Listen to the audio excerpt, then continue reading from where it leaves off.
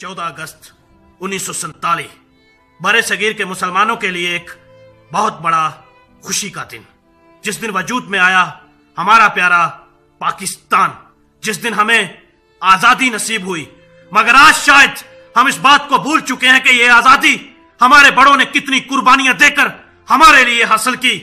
इस आजादी के लिए हमारे जवानों का खून बहा, हमारे बच्चे तक न छोड़े गए, कितनी माओ बहनों ने कुर्बानी दी, फिर ये पाकिस्तान बना, जिसका मतलब है ला इलाहा इल्लल्लाह मुहम्मद रसूलुल्लाह। मगर आज हम लोग ग्रुपों में और पार्टियों में तकसीम होकर रह गए हैं। आज हमारे बड़े इधर होते जिन लोगों ने इस मुल्क को बनाया है, तो वो लोग खून के आंसू रोते, बोलते हमने इस पाकिस्तान को क्या बनाया, मगर हमारे आने वाली नस्ल ने इस पाकिस्तान को क्या बना दिया है।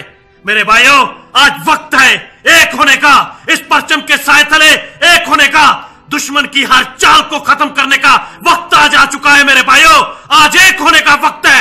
आज वादा करो कि हम सब पाकिस्तानी एक हैं, इस परचम के साए तले हम एक हैं।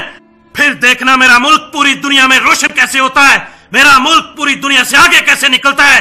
जवानों, मैं तुमसे कहता हूं, क्योंकि किसी भी मुल्क की जवान उस मुल्क की रीढ़ की हड्डी होते हैं। मुल्क को आगे लेके जाते हैं तो जवान, मुल्क को रोशन करते हैं तो जवान, मुल्क की तरक्की में अहम किरदार अदा करते हैं तो जवान। जवानों, तुम लोग पाकिस्तान के लिए जीना मरना सीख लो। इंशाल्लाह मेरा मुल्क पूरी दुनिया से आगे निकलेगा। इंशाल्लाह वो दिन दूर नहीं जब पाकिस्तान जिंदाबाद जिंदाबाद होगी हर जगह में। मेरे जवानों, तुम इस मुल्क को आगे लेके जा सकते हो, तैयार हो जाओ, अब वक्त आ चुका है। ये डोर इस मुल्क की तुम्हारे हाथ में है जवानों। और आखिर में फिर जवानों के लिए एक पैगाम, 14 अगस्त मनाओ, शौक से मनाओ, लेकिन अपने मोटरसाइकिल का सिलेंसर निकालकर लोगों को तकलीफ मत देना, क्योंकि 14 अगस्त का मतलब है आजादी, और यह आजादी हमें कुर्बानियां देकर हासिल की है। इसलिए प्यार से, मोहब्बत से लोगों को तकलीफ ना आए। बहुत बहुत शुक्रिया। खुश रहो, आबाद रहो।